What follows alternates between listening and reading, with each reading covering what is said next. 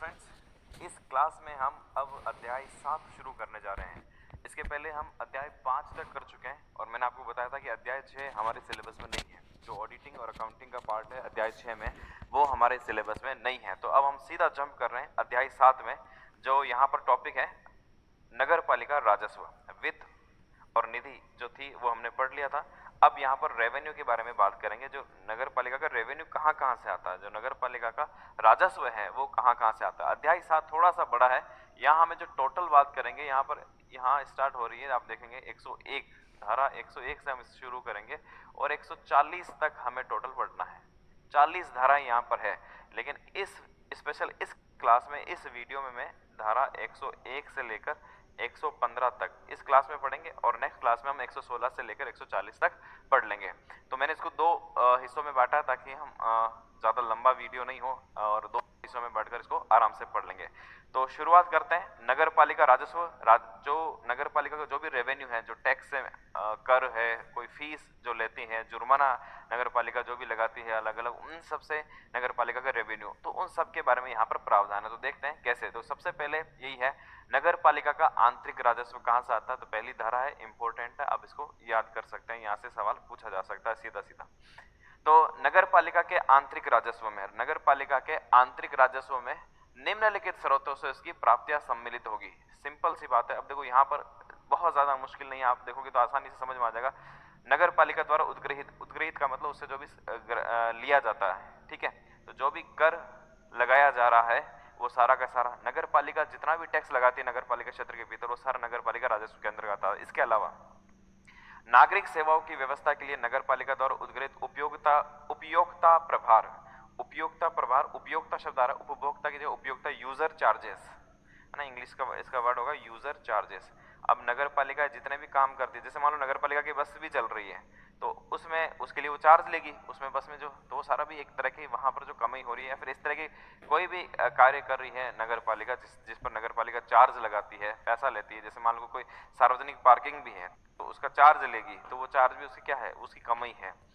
इसके अलावा विनियामक और अन्य कानूनी कृत्यों के अनुपालन के लिए उद्ग्रहित फीसें और जुर्माने हैं। रेगुलेशन और कानूनी कृत्य के, मान लो कि नगर पालिका कोई भी आप कानून तोड़ते हैं तो नगर पालिका आप पर जुर्माना भी लगा सकती है। तो वो जुर्माना भी क्या, जुर्माना भी एक तरह से जो भी फीस लगाई जा रही है या फिर जो जुर्माना लगाया जा रहा है वो सारा के सारा नगर पालिका की इनकम है। तो हमने टैक्स की बात कर ली, यूजर चार्जेस की बात कर ली, जो भी फीस, किसी भी प्रकार का कोई आपको सुविधाएं दी जा रही है तो उसकी फीस ली जाएगी, ठीक है। जैसे मान लो कि आप कहीं पर भी घूमने जा रहे हैं, नगर पालिका का पार्क है या फिर नगर पालिका भी है जहां पर आपको कोई स्पेशल सुविधाएं दी जा रही है, तो वहां पर आपकी जो शुल्क लगेगा, फीस लगेगी, वो नगर पालिका की इनकम है। आप कोई ऐसा कानून तोड़ते हैं नगर पालिका का, तो नगर पालिका जिस पर जुर्माना लगा सकती है, रोज रोज सुबह सुबह गाड़ी घूमती है, अगर ऐसे ही कचरा फैलाया तो जुर्माना लगेगा। तो इस तरह का कोई भी जुर्माना लगाती तो वो जुर्माना भी कहां पर जाएगा, नगर पालिका के पास जाएगा, ठीक है। ये तो हो गया कि भाई ये कर सकते हैं। अब हम अलग अलग तरह के कर पढ़ेंगे। तो सबसे पहले आ रहा है बाध्यकारी कर। ऐसा कर जो फिक्स है, ये तो लगेगा ही लगेगा, बाध्यकारी है सभी पर। तो नगर पालिका इस अधिनियम के अधीन निम्नलिखित कर उद्ग्रहित कर सकेगी। कौन सी, तो इस अधिनियम, ये बात हर जगह आएगी, इसको लिखने की वैसे बहुत जगह, सब जगह जरूरत नहीं है। इकाई क्षेत्र आधारित प्रणाली द्वारा या किसी अन्य प्रणाली द्वारा, ठीक है। प्रणाली कौन सी लिखनी, इकाई क्षेत्र यानी कोई अलग अलग यूनिट वाइज बांट दिया उस आधार पर, या कोई भी अन्य प्रणाली। नगर पालिका सीमाओं के स्थिर भूमियों और भवनों पर कर, तो जितने भी लैंड्स हैं और जो भी भवन है उन सब पर टैक्स लगता है। तो वो नया कोई भी भवन बनता है उस पर भी नगर पालिका का मतलब यहाँ पर तीनों प्रकार की नगर पालिका आ गई, वो टैक्स लेती है। इसके अलावा वृत्ति, व्यापार, आजीविका, यानी आप कोई भी वृत्ति, यानी कोई भी आपका प्रोफेशन हो, कोई भी व्यापार हो, आजीविका और नियोजन के आप कुछ भी कर रहे हैं उस पर नगर पालिका टैक्स लेती है, ठीक है। सड़क, पुल और घाटों पर टोल टैक्स, जो पथ कर यानी टोल टैक्स, तो ये सारा जो नगर पालिका के अंदर जितने भी कई बार जो टैक्स वसूलती है, टोल टैक्स वगैरह, वो सारा का सारा यहाँ पर ये बाध्यकारी कर में आता है।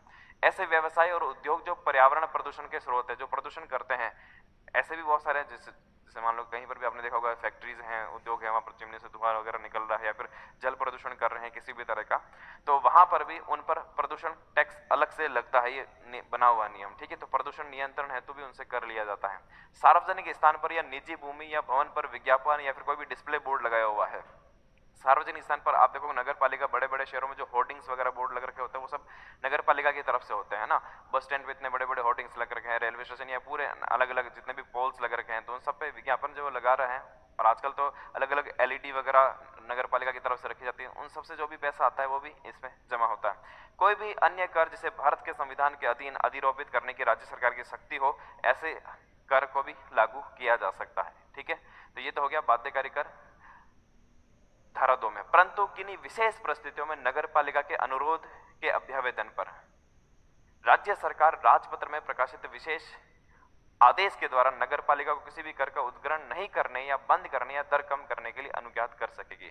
नगर पालिका को लगता है कि ये इस प्रकार का जो टैक्स है किसी खास टाइम में या फिर किसी खास परिस्थिति में लोगों पर नहीं लगाना चाहिए, तो वो अगर वो राज्य सरकार को इस तरह का अनुरोध करती है तो राज्य सरकार राजपत्र में एक आदेश प्रकाशित करके वो उसको कुछ टाइम के लिए स्थगित कर सकती है। ठीक है, कर का उद्ग्रहण नहीं करने, उसको बंद करने या फिर दर कम करने के लिए उसको अनुमति दी जा सकती है, परिवर्तनशील स्थानीय दशाओं और आवश्यकताओं को ध्यान में रखते हुए। देखो कई बार क्या होता है कि अलग अलग जगह पर स्थितियां बदलती रहती है। जैसे मान लो कि बहुत सारी दुकानें हैं या फिर उनसे टैक्स पैसा वगैरह लिया जा रहा है, मान लो किसी कारण से किसी खास टाइम में या फिर जैसे मान लो कि कोविड का टाइम आ गया या फिर कुछ इसी तरह का कोई विशेष परिस्थिति आ गई है जहां पर सबके बिजनेस ठप पड़े हैं या फिर कुछ ऐसा काम हो गया, तो उस कंडीशन में आप हो सकता है कि कुछ टाइम के लिए आप टैक्स को रोक दे, टैक्स को माफी कर दे या इस तरह की चीजों का। तो इन चीजों को ध्यान में रखते हुए राज्य सरकार करों की दरों को विभिन्न नगर पालिकाओं के संबंध में समय समय पर एक समान रूप से या भिन्न भिन्न रूप से परिवर्तित कर सकती है। ठीक है, ये भी कंडीशन इसके साथ साथ लागू होती है। अब धारा 103 की बात कर लेते हैं। ये थी धारा 102 जो बाध्यकारी कर है। तो आप ऐसा करना, एक तो यहाँ पर इस पर भी इंपॉर्टेंट लगा लीजिए, इसको भी एक बार याद रख लेना। धारा 102, धारा 100 के एक में अलग अलग प्रकार के कौन कौन से राजस्व के स्रोत है उसके बारे में, फिर हमने 102 पढ़ा। अब आ रहे हैं 130 पे, अन्य कर जो अधिरोपित किए जा सकेंगे। राज्य सरकार, अब मैंने सीधा सीधा क्योंकि यहाँ पर लिखा हुआ है तो मैंने सीधा सीधा यहाँ पर एज इट इज जो अपनी एक्ट की लाइंस है वो सारी लिख दी। राज्य सरकार के इस निमित्त सामान्य या विशेष आदेशों का अधीन रहते हुए, ठीक है, सामान्य या आदेश, देखो इस लाइन का मतलब क्या होता है, ये हर जगह नॉर्मली यूज होती है। इस लाइन का मतलब है कि ये वाली जो बातें हैं वो तो लागू हो गई, लेकिन राज्य सरकार के आदेशों के अधीन रहते हुए, मतलब ये तो आप टैक्स जो जिस पर हम बात करें वो लेना ही, लेकिन अगर राज्य सरकार का आदेश कुछ और आ जाता तो उसका पालन करते हुए हमें ऐसा करना है। कोई नगर पालिका उसके संपूर्ण किसी भी भाग में जिसके लिए उसकी स्थापना की गई है, निम्नलिखित सभी या इनमें से किसी भी कर का अधिरोपण या उद्ग्रहण कर सकेगी। कौन कौन से? नगर पालिका के भीतर चलाए जाने वाले सारे यानों पर कर, जितने भी वाहन चल रहे हैं नगर पालिका के भीतर उन सब पर टैक्स लगेगा। ठीक है, इसके अलावा नगर पालिका के भीतर लंगर डालने वाली नौकाओं पर कर। कुछ ऐसी क्षेत्र हैं जैसे मान लो नगर पालिका में नौका हुआ, कुछ क्षेत्र ऐसे हैं जहां पर जैसे मान लो कि बीच में कोई नदी है, झील है, वहां पर नाव चलती है तो नाव के लिए वहां पर कोई इस तरह का कोई टैक्स लगता है तो वो रोशनी कर है।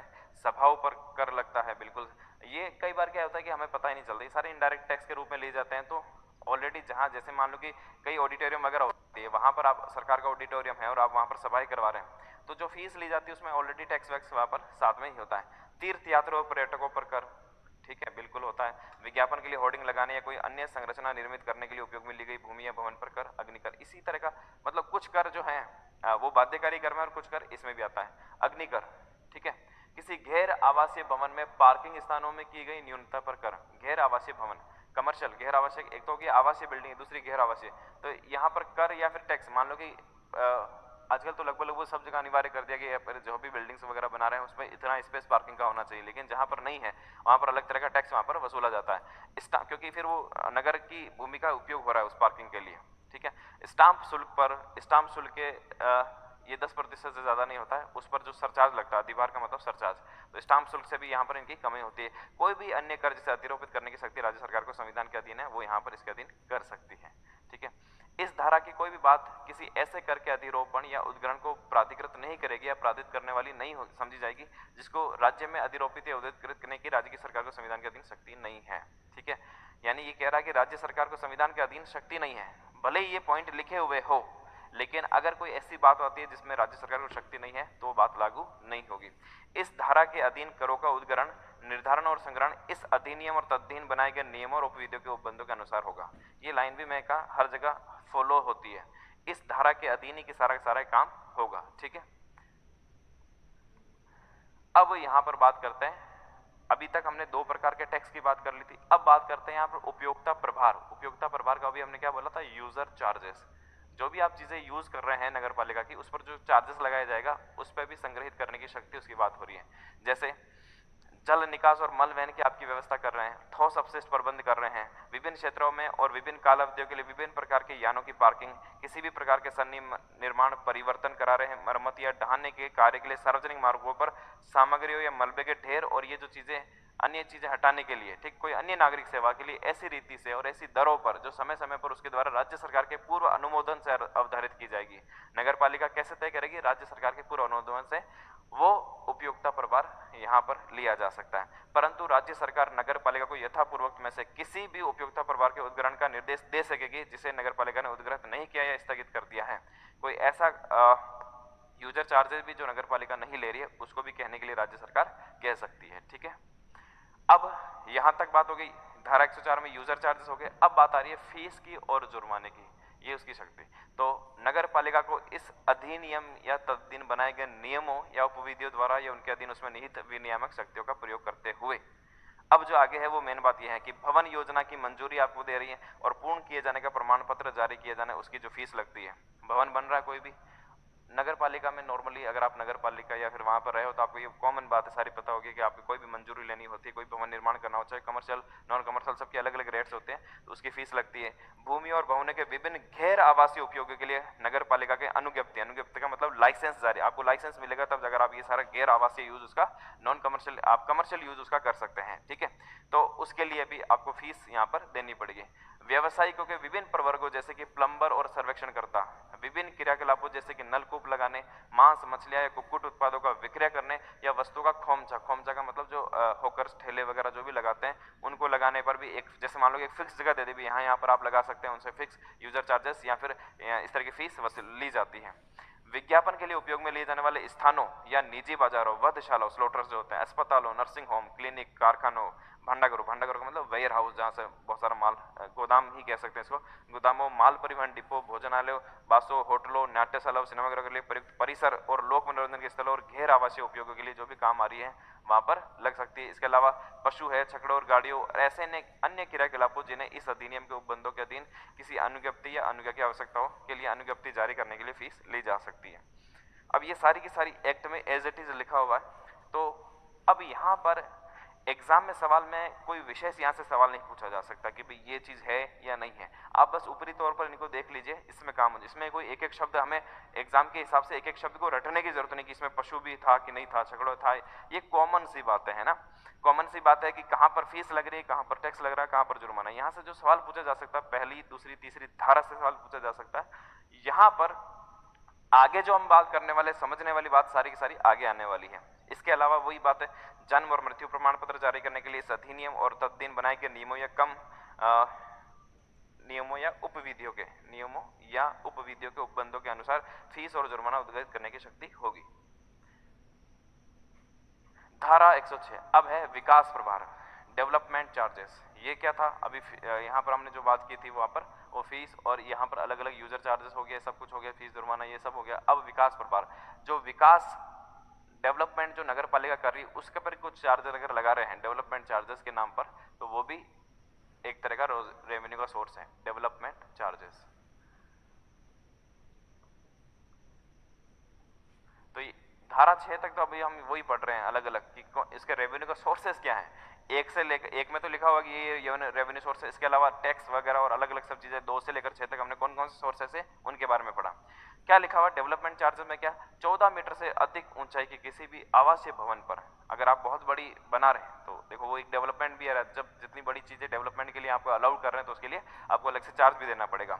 आवासीय भवन पर या किसी गैर आवासीय भवन पर किसी विशिष्ट प्रवर्ग के मार्ग पर इसकी अवस्थिति, इसके उपयोग की विशेषता और मंजूर निर्मित क्षेत्र को ध्यान में रखते हुए अलग अलग कंडीशन पर अलग अलग प्रकार का डेवलपमेंट चार्ज आप पर लग सकता है। किसी विद्यमान क्षेत्र के विकास या पुनर्विकास के लिए किसी विकास योजना के अनुसार या उस क्षेत्र के किसी उप विभाजन योजना को अनुमोदित करते समय इस तरह का डेवलपमेंट चार्ज लिया जा सकता है। ऐसा विकास प्रभार उद्ग्रहित कर सकेगी जो समय समय पर उप विधियों के द्वारा अवधारित किया जाए।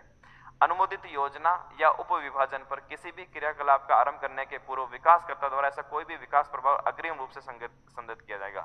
तो यहाँ तो ये बात भी लिखा हुआ है कि जब इस तरह की अनुमोदित योजना या उप विभाजन पर आप कोई भी काम करना है तो ये पहले ही आपको ये जो चार्ज है एडवांस रूप में, अग्रिम रूप से संगत किया जाएगा, यानी एडवांस में आपको इस तरह का जमा कराना पड़ेगा इस तरह का काम करने के लिए। किसी क्षेत्र के पुनर्विकास के मामले में प्रभार सभी निवासी और विकास के हितधारकों के द्वारा दिए जाएंगे। किसी जब स्पेशल एक पूरे रीजन का डेवलपमेंट पर हो रहा है तब ये चार्जेस सभी लोगों पर लग सकता है। नगर पालिका ऐसे विकास प्रभार का एक पृथक लेखा रखेगी। इन सभी विकास प्रभार का जब इसी कितना पैसा इससे आ रहा है और कितना पैसा, इसका मतलब देखो अभी हमने पिछली बार पढ़ा था अलग अलग लेखा शीर्ष के रूप में, और उसे किसी अन्य प्रयोजन के लिए अपयोजित नहीं करेगी। विकास प्रभार का एक अलग लेखा बनाना पड़ेगा। विकास प्रभार से जितना भी पैसा आपने लगाया है वो सारा विकास प्रभार के लेखा में ही रहेगा, और जो वापस खर्च होगा वो भी डेवलपमेंट पर ही खर्च कर सकते हैं, आप किसी अन्य जगह पर इसको खर्च नहीं कर सकते हैं।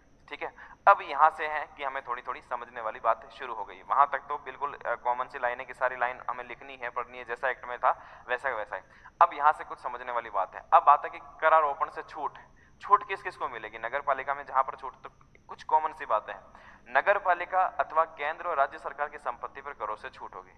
अब नगर पालिका खुद की संपत्ति होगी, ऐसी बहुत सारी लैंड हो, चाहे भूमि हो, भवन हो, क्या उस पर नगर पालिका खुद पे टैक्स लगी? नहीं लगी। कोई राज्य सरकार की संपत्ति या केंद्र सरकार की संपत्ति ऐसी है, अब मान लो कि डाकघर बना हुआ, तो डाकघर तो केंद्र की संपत्ति होगी वहां पर, तो उस पर कोई टैक्स नहीं लगेगा। ठीक है, तो ऐसी कोई संपत्ति जो लोक हित में यहाँ पर केंद्र के और राज्य के काम कर रही है, कोई लाभ के प्रयोजन से काम नहीं कर रही है, तो उस पर कोई भी टैक्स नगर पालिका नहीं लेती, उस पर कर से छूट होता है। कॉमन सी बात है, ये सभी आपको भी पता होगा। परंतु केंद्र सरकार की किसी संपत्ति पर, यहां पर एक क्लोज दिया हुआ था, उस क्लोज को देख लेते हैं कि केंद्र सरकार की किसी संपत्ति पर शुरू से प्रारंभ से ही कोई टैक्स लग रहा है, 26 जनवरी 1950 से ठीक पूर्व कोई कर अगर उस पर लगता था या दायी माने जाते तो उस पर कर उद्गरणीय होगा।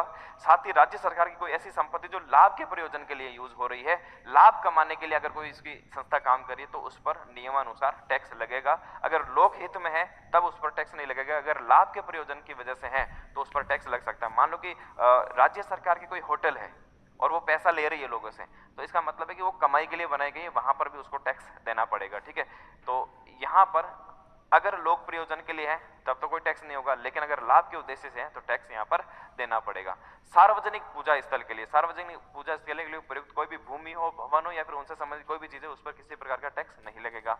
राज्य सरकार किसी युक्तियुक्त आधार पर भी अगर उसे लगता है कि यहां पर टैक्स में छूट देनी चाहिए, तो वो राजपत्र में साधारण या विशेष आदेश के द्वारा किसी कर के संदाय में छूट प्रदान कर सकती है। अगर राज्य सरकार को और लगता है कि किसी खास मामलों में छूट देने की जरूरत है तो वहां पर वो छूट दे सकती है। क्लियर हो गया? तो ये कुछ खास बातें हमने पढ़ी कि नगर पालिका केंद्र राज्य सरकार की संपत्ति हो जो अगर लाभ के प्रयोजन से नहीं है तो उस पर कोई भी टैक्स नहीं लगेगा। पूजा स्थल हो, चाहे मंदिर हो, मस्जिद, गिरजाघर, वहां पर इस तरह की कोई भी चीजें, वहां पर किसी प्रकार का टैक्स नहीं लगेगा, और राज्य सरकार चाहे तो कोई और में भी छूट दे सकती है। अब यहां पर आता है धारा 108। इसको थोड़ा सा याद रख लेना कि धारा 108 में क्या है, इस पर भी हम इंपोर्टेंट लगा देते हैं कि भाई कर अधिरोपण के पूर्व की प्रक्रिया, कर अधिरोपण 109 में पढ़ेंगे, यहां पर कर अधिरोपण के पूर्व की प्रक्रिया किस तरह से, उसका प्रोसेस क्या है, ठीक है, उसके बारे में हम पढ़ रहे हैं। तो वही है, जिस तरह से कानून बनाया जा रहा है तो वही संकल्प पारित, नगर पालिका साधारण बैठक में पारित संकल्प के द्वारा धारा 103 में विनिर्दिष्ट करों के किसी एक या अन्य, धारा 103 जिसमें सारे के सारे कर लिखे हुए, जो बाध्यकारी कर वो तो है ही है, इसके अलावा पारित संकल्प के द्वारा साधारण बैठक में एक संकल्प पारित करेगी, धारा 103 में विनिर्दिष्ट करों के किसी एक या अन्य प्रयोजन का चयन करेगी, किस प्रयोजन के लिए टैक्स लगाया जा रहा है, और कर विहित करने वाले नियमों का एक प्रारूप तैयार करेगी और ऐसे नियमों में निम्नलिखित निर्दिष्ट करेगी। व्यक्ति पर किस किस व्यक्ति पर टैक्स लगेगा, किस किस संपत्ति पर टैक्स लगेगा अथवा दोनों का वर्ग, कितनी रकम या रेट कितनी होगी, कितना परसेंट लगेगा, भवनों या भूमियों या दोनों पर रेट मामले, प्रत्येक वर्ग के लिए मूल्यांकन का वह आधार क्या होगा, किस आधार पर हम ये कर रहे हैं, वो आधार भी यहाँ पर उस संकल्प में बताया जाएगा जिस पर ऐसी रेट अधिरोपित की जाती है। ऐसे अन्य समस्त मामले जिनको उनमें विनिर्दिष्ट किए जाने की राज्य सरकार अपेक्षा करे, वो सारे के सारे इस संकल्प में होगा। पहले अभी देखो संकल्प आया है अभी, ठीक है, तो इस संकल्प में क्या क्या होगा वो सारी चीजें लिख दी हमने। जब ऐसा संकल्प पारित कर दिया गया हो, साधारण बैठक में अगर ऐसे संकल्प पारित कर दिया हो, तब नगर पालिका इस प्रकार तैयार किए गए प्रारूप नियमों की प्रथम अनुसूची, हमने शुरुआत में पढ़ी थी कि टोटल 6 अनुसूचियां हैं नगर पालिका अधिनियम में, टोटल धाराएं 344, 17 चैप्टर और 6 अनुसूचियां। अब 6 अनुसूचियां सारी की सारी इस चैप्टर में हमें देखने को मिलेगी। वो 6 अनुसूचियां में क्या है, तो पहली अनुसूची में यहाँ पर जो भी आपने नियम तैयार किए गए, यहाँ पर नगर पालिका इस प्रकार जो भी प्रारूप नियम बनाए कि ये टैक्स और इस तरह से ये टैक्स लगेगा, प्रथम अनुसूची में दिए गए एक फॉर्मेट, एक फॉर्म है, उस नोटिस के साथ उसको प्रकाशित करेगी। एक संकल्प आया जो पहली अनुसूची में एक फॉर्म दिया हुआ, उस फॉर्म में यहाँ पर पेश करेगी भी ये इस तरह से हम इसको लगाएंगे, एक नोटिस के साथ उसको, एक जो प्रथम अनुसूची में दिया गया नोटिस उसके साथ इसको प्रकाशित करेगी। अगर प्रकाशित हो गया, अगर इस संबंध में नगर पालिका के किसी भी निवासी को कोई आपत्ति है, कि भाई आप ये जो अब मिस्टेक होती है तो वो उसके लिए भी आपत्ति रख सकता है। तो नगर पालिका के किसी भी निवासी को आपत्ति है तो वह उक्त नोटिस के प्रकाशन के 1 महीने के भीतर, वैसे सामान्यतः ऐसा होता नहीं है, लेकिन यहाँ पर इस अधिनियम में ऐसा प्रावधान है कि अगर नगर पालिका किसी भी निवासी को किसी प्रकार की आपत्ति है किसी भी प्रकार का टैक्स लगाने पर, ऐसा कई बार हो सकता है, किसी एक व्यक्ति को नॉर्मली नहीं होता है, लेकिन क्या होता है कई बार नगर पालिका किसी खास जगह पर किसी खास स्थान के लिए या फिर किसी खास प्रयोजन के लिए टैक्स लगा देती है। जैसे ही टैक्स लगाती है, चाहे वो व्यापारी वर्ग हो चाहे कोई और भी वर्ग हो, वो पूरा का पूरा उस पर विरोध कर सकता है कि ये जो आपका टैक्स लेना ये ठीक नहीं है, ठीक है ना। तो उस विरोध के लिए यहाँ पर अगर इस तरह का विरोध या फिर जनता में इस तरह का विरोध है तो भी अगर आपत्ति है तो वो अपने आपत्ति भी दर्ज करा सकते हैं। जो नोटिस जारी होगा ये वाला नोटिस, इस नोटिस के 1 महीने के भीतर अपनी लिखित आपत्ति भेज सकता है। नगर पालिका अथवा उसके द्वारा प्राधिकृत समिति उस पर विचार करेगी और रिपोर्ट देगी, ठीक है। यदि आपत्ति विचारणीय नहीं है, उनको लगता है भी आपत्ति पर विचार करने योग्य नहीं है, आपत्ति पर विचार करने के बाद भी लगता है भी आपत्ति कोई विशेष प्रभाव नहीं रखती है, तब वो एक विशेष संकल्प के द्वारा ऐसी तारीख से कर के अधिरोपण का निर्देश देगी जो संकल्प में वे निर्दिष्ट की जाए। संकल्प में लिख दी जाए भी इस तारीख से ये हमारे जो भी कर अधिरोपण है वो किया जा सकता है, ठीक है। तो ये हुआ इसका प्रोसेस। एक संकल्प लाया जाएगा, यहाँ पर संकल्प में सब कुछ ये सब तय होगी, जो भी व्यक्ति है संपत्ति है उन सब का रेट का आधार क्या है वो सब तय होगा, और तय करने के बाद जो प्रथम अनुसूची का प्रारूप है उस प्रारूप के साथ प्रकाशित होगा। किसी व्यक्ति को आपत्ति है तो 1 महीने के भीतर अपनी आपत्ति दर्ज करा सकता है। उसका निपटान होने के बाद वो इस संकल्प को विशेष संकल्प द्वारा इसको पारित कर देगी, ठीक है। अब कर का अधिरोपण पारित हो गया तो कर का अधिरोपण भी हो गया, एक तरह से वही बात है। इसमें लगा धारा 108 में निर्दिष्ट विशेष संकल्प पारित करने के पश्चात नगर पालिका नियत तारीख से, जो भी फिक्स तारीख उसमें है, कर का अधिरोपण राजपत्र में अधिसूचना जारी करके कर लेगी। और यह अधिसूचना जारी करना इस बात का निश्चयक है, इस बात का सबूत है कि इस अधिनियम के उपबंधों के अनुसार वो अब कर अधिरोपित कर सकती है, कर लगा सकती है। तो ये निश्चय हो गया है, कर लग चुका है। जैसे ही इसका प्रकाशन संकल्प पारित हो गया है और इसको अधिसूचना में कर ये होने के बाद अधिसूचना जारी करना भी आवश्यक है। जिस तारीख से अधिसूचना प्रभाव में आएगी तब से ये लागू हो जाएगा। परंतु वार्षिक रूप से उद्ग्रहणीय कर, जो भी वार्षिक रूप से उद्ग्रहणीय कर लिया जाता है वो अप्रैल जुलाई यानी त्रैमासिक हो गया। अप्रैल के बाद 3 महीने बाद जुलाई के बाद 3 महीने बाद अक्टूबर, फिर या जनवरी। अप्रैल क्यों? क्योंकि आपको सबको पता होगा कि वित्तीय वर्ष 1 अप्रैल से शुरू होता है। तो अप्रैल, जुलाई, अक्टूबर या जनवरी की पहली तारीख से प्रवर्त नहीं होगा। और यदि अप्रैल की पहली तारीख से के ध्यान यहां लिखा हुआ कि पहली तारीख के सिवाय प्रवर्तन नहीं होगा। इसका मतलब जो भी टैक्स लिया जाएगा वो अप्रैल की 1 तारीख, जुलाई की 1 तारीख, अक्टूबर या जनवरी की 1 तारीख को ही लिया जाएगा, उस तारीख के अलावा नहीं लिया जाएगा, ठीक है। प्रथम तारीख के सिवाय प्रवर्तन नहीं होगा। तो जो भी टैक्स लिया जाएगा, वार्षिक वाला जो भी टैक्स है जो सालाना लिया जाता है, अगर वो त्रैमासिक रूप से यहाँ पर लिया जाएगा तो त्रैमासिक में या तो अप्रैल की 1 तारीख से अप्रैल वार्षिक रूप से अगर लिया जा रहा है, पहली कंडीशन कि वार्षिक में या तो अप्रैल की 1 तारीख को या जुलाई की 1 तारीख को, अक्टूबर की 1 तारीख को, जनवरी की 1 तारीख को यहाँ पर ये लिया जा सकता है। यदि ये अप्रैल की पहली तारीख से भिन्न अन्य तारीख से प्रवर्त हो तो वो आगामी अप्रैल के प्रथम दिवस तक, उस समय तक त्रैमासिक रूप से उद्ग्रहणीय होगा। क्योंकि 1 अप्रैल से शुरू हुआ, अगर मान लो कि अब यहाँ पर अप्रैल से शुरू नहीं होकर अक्टूबर से शुरू हो गया, तो अक्टूबर से लेकर जनवरी तक 3 महीने का कर, फिर जनवरी से लेकर अप्रैल तक 3 महीने कर, फिर अप्रैल से अप्रैल 1 साल का कर, इस तरह से लिया जा सकता है। ये इस मामले में नियम है, वार्षिक रूप से जो भी कर लिया जा रहा है। क्लियर हो गया यहाँ से कि जो भी वार्षिक रूप से कर लिया जाएगा वो अप्रैल, जुलाई, अक्टूबर या जनवरी, जिस भी तारीख को प्रवर्त हो रहा है, उसके बाद जो भी महीना आ रहा है, जैसे मान लो कि मई को प्रवर्त हुआ तो जो पहला टैक्स लिया जाएगा वो 1 जुलाई को लिया जाएगा, मई, जून और जुलाई के महीने का, ठीक है। अगर जुलाई के बाद हुआ तो वो अक्टूबर को लिया जाएगा। फिर जब तक अप्रैल नहीं आ जाता तब तक त्रैमासिक के रूप में लिया जाएगा। जैसे अप्रैल आता है अगले साल, फिर हर साल 1 अप्रैल को ये लिया जाएगा। नेक्स्ट, नगर पालिका नोटिस जारी होने से पूर्व विनिर्दिष्ट कर के उद्ग्रहण वसूली के ढंग किस प्रकार का होगा और ऐसी तारीखें जिन पर वह या फिर ये किस्तें देय होगी को विहित करते हुए विस्तृत नियम प्रकाशित करेगी। तो ये भी सिंपल सी बात है ना, कि नोटिस जारी करने से पहले पूरे विस्तृत रूप से सब चीजें बता देगी। वसूली का तरीका क्या होगा, उद्ग्रहण का जो भी वसूली और किस तारीख को लिया जाता है, ये सब कुछ विस्तृत नियम में प्रकाशित कर देगी। यदि किसी कर या उसके किसी विशेष भाग को केवल कुछ काल अवधि तक ही मंजूर किया गया है कि ये टैक्स सिर्फ इस टाइम के लिए लिया, तो वह काल अवधि पूर्ण हो जाने के बाद वो टैक्स समाप्त हो जाएगा, उसके बाद वो टैक्स नहीं लिया जा सकता है। बिल्कुल ऐसा भी हो सकता है कि कोई टैक्स लिमिटेड टाइम के लिए लगाया जाए, ऐसा भी संभव है।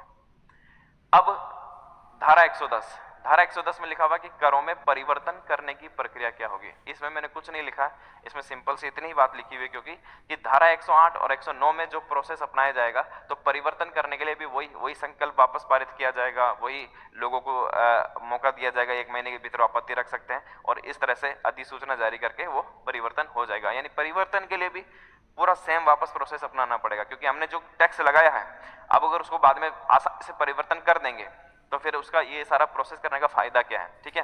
तो इसके लिए आसानी से परिवर्तन नहीं होगा, वो का वही प्रोसेस आपको वापस अपनाना पड़ेगा। धारा 111 कर को स्थगित करने या प्रतिषिध या उसमें सुधार करने की राज्य सरकार की शक्ति। कर लग गया, अब कर में अगर स्थगित करना है, किसी टाइम पर रोकना है या फिर उसमें सुधार करना है तो राज्य सरकार क्या कर सकती है। तो यदि राज्य सरकार को शिकायत करने अथवा राज्य सरकार को प्रतीत होता है कि नगर पालिका द्वारा उद्गृहित कोई भी कर जनता के हित के प्रतिकूल है, जनता के हित में नहीं है, जनता उसका विरोध कर रही है अथवा उसमें कोई त्रुटि है, तो वह नियत काल अवधि के भीतर नगर पालिका से उसकी समाधान की अपेक्षा करे कि आप इसको सॉल्व करिए।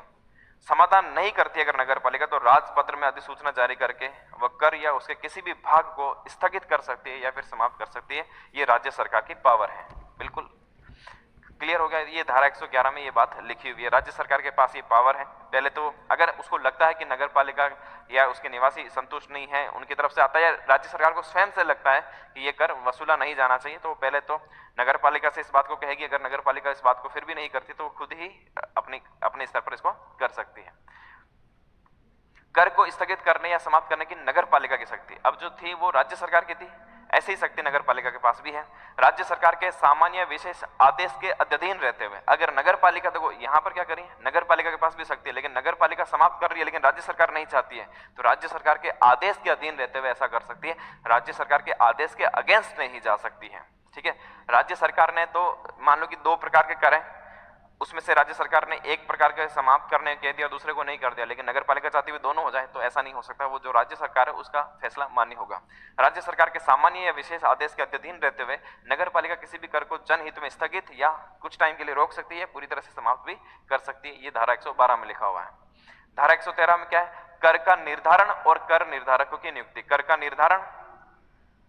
निर्धारण यहां पर हो चुका है पहले जो हमने बात की है। इसके बाद अब कर निर्धारकों की नियुक्ति कौन करेगा, कर निर्धारकों की नियुक्ति करेंगे राज्य सरकार के द्वारा, जो कर निर्धारित यहाँ पर करेंगे। किस तरह से, किस किस जगह पर, यहाँ पर क्योंकि कर निर्धारण हमने कहा कि जो भी अपने नोटिस है उसमें पहले से ही मेंशन करके आपको बताना पड़ेगा। तो कर निर्धारण करने के लिए जो भी इसके स्पेशलिस्ट है उसको राज्य सरकार के द्वारा नियुक्ति होती है। कार्य विहित प्रारूप यहाँ पे प्रारूप अलग, यहाँ पर ड्राफ्ट के रूप में प्रारूप यानी फॉर्म, विहित प्रारूप और रीति से कर का निर्धारण व ऐसा काम क्या होगा, इन कर निर्धारकों की वो बात हो रही है, कर निर्धारकों की नियुक्ति और कर का निर्धारण। विहित प्रारूप और रीति से कर का निर्धारण व ऐसा अन्य कार्य जो भी राज्य सरकार द्वारा उनको असाइन किया जाता है, समनुदेशित किया जाता है, वो सारा के सारा कार्य करना। तो कर का निर्धारण और कर निर्धारकों की नियुक्ति वो लिखा हुआ है धारा 113 में।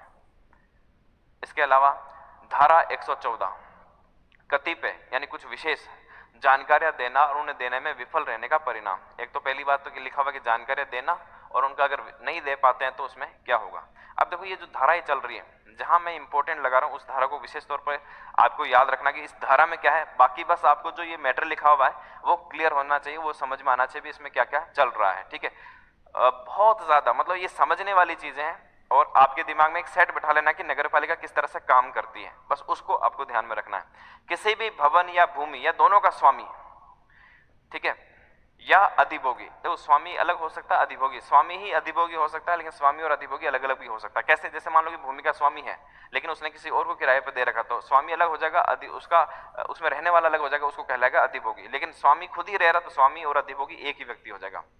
स्वामी या अधिभोगी, स्वामी तो आप समझ होंगे, यानी मान लो कोई भूमि है या फिर भवन है, उस बिल्डिंग है तो बिल्डिंग का मालिक, लेकिन बिल्डिंग का मालिक तो है अलग, लेकिन उसको रेंट पे दे रखा तो अधिभोगी अलग व्यक्ति हो सकता है, ठीक है। कर निर्धारण की अध्यपेक्षा पर युक्तियुक्त काल अवधि में विहित प्रारूप में विवरणी देने तथा जिससे मूलतः कर वसूला जाना है। मूलतः कर किससे वसूला जाता है, नॉर्मली आपको भी पता है कि जिससे कर जो रेंट पे रह रहा है उससे नहीं, जो स्वामी है उससे वसूला जाएगा। तो भूमि या भवन के स्वामी से का निश्चय करने के लिए कोई आवश्यक जानकारी हो तो देने के लिए बाध्य होंगे। नगर पालिका यदि इन भवन या भूमि या दोनों का कोई स्वामी है, मान लो कि स्वामी है लेकिन अधिभोगी उसका कब से कई सालों से वहां पर यूज कर रहा है, तो वो अधिभोगी से भी सारी जानकारी ले सकता है, ठीक है। वो जानकारी मांग सकता है। इसके बारे में कोई भी विहित प्रारूप में विवरण देने और जिनसे मूलतः कर वसूला जाना है, ठीक है, उससे कोई भी आवश्यक जानकारी मांगते हैं तो देने के लिए बाध्य होगा। अगर नहीं देते हैं तो क्या होगा, विफल रहने पर अथवा अनुपालन न करने पर या फिर कोई भी गलत जानकारी देने पर कर निर्धारक इस अधिनियम के अधीन होने वाले किसी भी अन्य कार्रवाई पर प्रतिकूल प्रभाव डाले बिना जांच करने के पश्चात जो भी वह आवश्यक समझे अपने स्तर पर ऐसे भवन या भूमि या दोनों पर अपनी सर्वोत्तम विवेक बुद्धि से अनुसार संदेह कर का निर्धारण अपने स्तर पर ही कर लेगा, अगर वो पूरी जानकारी नहीं देता है तो। ठीक है, अब यहां पर नेक्स्ट धारा 115, आज यहां पर हम धारा 115 तक ही बात करेंगे इस वीडियो में। संशोधन के प्रयोजन के लिए सूचना देने की बाध्यता। मान लो कि अब कोई भवन है, भूमि या उसमें अल्टरेशन हो रहा है, चेंजेस हो रहा है। जब कोई भवन निर्मित या परिवर्तित किया जाता, चेंज, मान लो कि आवासीय था उसको गैर आवासीय में बदल दिया गया, कमर्शियल है तो उस पर अलग तरह का टैक्स है। जब कोई भवन निर्मित या परिवर्तित चेंज किया जा रहा है तब उसका स्वामी 1 महीने के भीतर भीतर उसकी सूचना नगर पालिका को देगा। अन्यथा विफल रहने पर, अगर ऐसा नहीं देता है अथवा गलत जानकारी देता है, नगर पालिका उस पर 500 रुपए से अन्न देगी, यानी अधिकतम 500 रुपए। अब क्योंकि एक्ट 2009 के हिसाब से बना हुआ है तो 500 रुपए से अनधिक अथवा उक्त भवन या परिवर्तन पर 3 माह की कालावधि के लिए संदेह रकम का, 3 महीने पर उस पर कितना उसका फीस या फिर टैक्स लगता है, उस रकम का 10 गुना, जो भी अधिक हो। अगर 500 रुपए अधिक होता है तो 500 रुपए, लेकिन 10 गुना जो लग रहा है वो अधिक है तो वो लिया जाएगा। जो भी होगा वो शास्ति यानी पेनल्टी लगा सकती है। ठीक है, तो यहां तक ये था धारा 115। तो अभी तक हमने जो भी पढ़ा वो सारा का सारा क्या था, सबसे पहले हम पढ़ रहे हैं यहाँ पर नगर पालिका का राजस्व, रेवेन्यू के सोर्सेस क्या क्या हैं। तो हमने यहाँ पर पढ़ा कि वो यहाँ पर कर ले सकता है, फीस ले सकता है, जुर्माना ले सकता है, अलग अलग यूजर चार्जेस ले सकता है, डेवलपमेंट चार्जेस ले सकता है, फिर उसमें करारोपण में छूट उसको कैसे मिल सकती है, ये सारा हमने पढ़ा। फिर जो टैक्स है वो अधिरोपण कैसे होगा, उसका प्रक्रिया क्या होगा, किस तरह से वो लगेगा, ये सारा का सारा सीक्वेंस में हमने यहाँ पर पढ़ा है। ठीक है, तो ये चीजें आप इसको, मेरे ख्याल से आपको ये सारी चीजें एक बार पढ़ने के बाद समझ में सारी क्लियर आ जाएगी। अब आपको करना क्या, आपको जो मेन हेडिंग हमने लिखी है उसको आप सीक्वेंस में एक बार पढ़ लो कि ये सीक्वेंस में ये सारी की सारी चीजें हो रही है, आपको सारी की सारी चीजें एज इट इज याद आ जाएगी। जहां पर ये चीजें आती हैं तो जो पूछा जा सकता है वो यहाँ पर जो टाइम लिमिटेशन आती है भी कितने महीने में ऐसा किया जाना चाहिए, तो वहां पर जो हमने कहा 1 महीने के अंदर, 15 दिन के अंदर, उसको खास तौर पर आपको याद रखना है। ठीक है, और ये हमने पढ़ा था कर को स्थगित करने की राज्य सरकार की शक्ति और कर को स्थगित करने की नगर पालिका की शक्ति, निर्धारण और कर निर्धारकों की नियुक्ति। और ये मतलब ये 15 धारा याद करने में कोई भी मुश्किल नहीं है, आप आसानी से इस 15 धारा को आप देख सकते हैं, यहाँ से याद हो जाएगा। ठीक है, तो इस क्लास में हम इतना ही रखते हैं। नेक्स्ट क्लास में हम धारा 116 से पढ़ेंगे और 140 तक उस चैप्टर को यहाँ से कंप्लीट हो जाएगा ये। ठीक है, तो वापस मिलते हैं नेक्स्ट क्लास में। Thank you.